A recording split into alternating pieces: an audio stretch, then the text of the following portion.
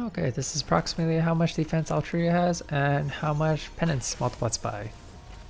That's pretty much it. You can stick around there if you're curious about how you got these numbers, or don't leave a like, don't subscribe. Bye. Starting off with damage recording, a full charge shot, buff charge shot, and near feather damage from left to right. And then with leader's burst skill against penance, or also would only do 1 damage in my case.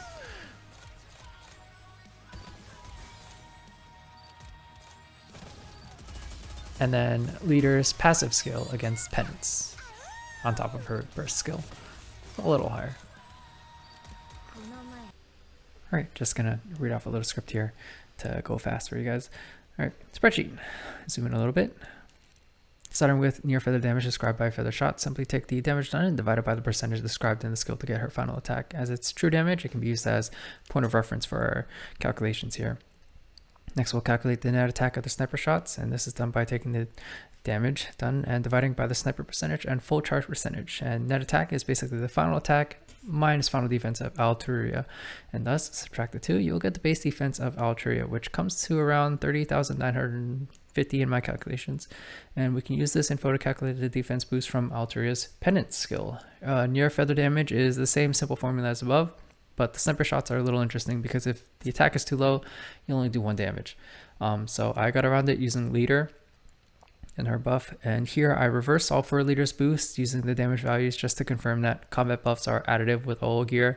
But yes, just subtract the results and divide by the base defense of Altruia to get the multiplier, which comes out to 7x. Hope you guys found that interesting.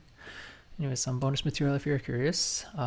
Defense of Ultra in Anomaly Interception is 21,100 in Solar Raid Museum Challenge Mode, which locks you at 400 to get the Solar Raid experience. It is 30,952, which is a little bit higher than Anomaly Interception. And then Solar Raid Museum No Limit Mode, when I last tested it, it was at 61,800. Or 61,880. I'm not sure which one you want to use, but it's pretty accurate. Now I did test at 2 different levels, and they're exactly the same. So I don't think it scales with your level. Shooting range, practically negligible. There is like a little bit of defense in there, but using shooting range, you can get a good shot at just basic raw damage numbers. It could vary between NIKKEs, such as, you know, Chisato, which she would naturally have an advantage that isn't shown here due to the bosses that actually have defense. But yeah, it's something to take into consideration.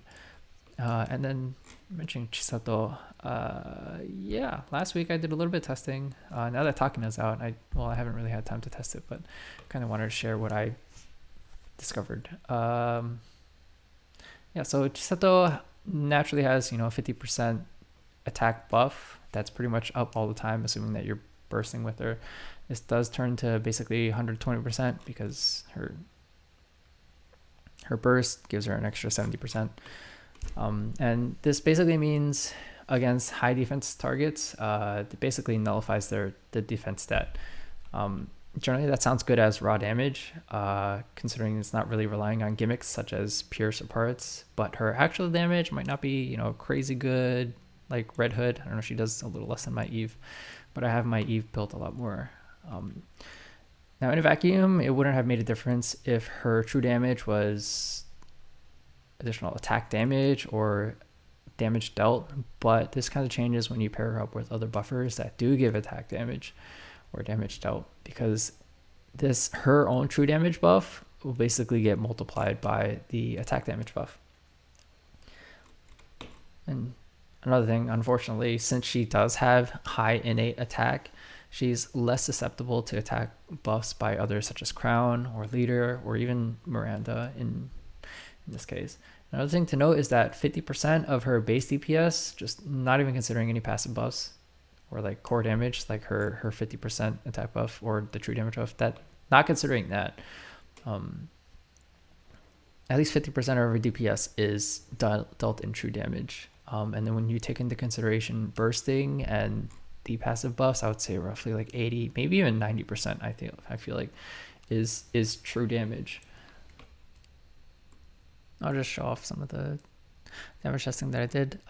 This was last week, so it's probably not even up to date anymore. But I did a little test between Chisato and Red Hood, and as you can kind of see, or Rappy Red Hood, you can kind of see Rappy Red Hood is quite a lot stronger than Chisato is. And my Derny even beat out Chisato as a off burst. And then this here is just scope lock, so you can probably disregard most of this, except Chisato and Diesel, they're not as reliant on ammo as say Red Hood or Modernia. So their stats here, or the results here, kind of stack up to where they did over here when I did a normal test. This kind of goes to show that scope lock does still have some viability in the shooting range. Anyways, hope you guys found this interesting, and have a nice day.